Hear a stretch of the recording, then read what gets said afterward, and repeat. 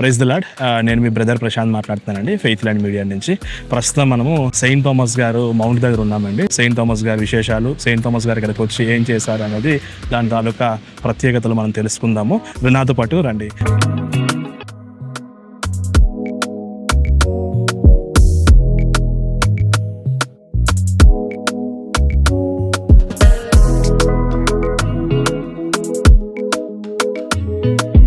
Saint Thomas mount, Chennai. యేసుక్రీస్తు యొక్క 12 మంది అపోస్తుల్లో ఒకరైన సెయింట్ థామస్ తన విశ్వాసానికి సాక్ష్యంగా తన ప్రాణాలనే అర్పించిన మహానుభావుడు.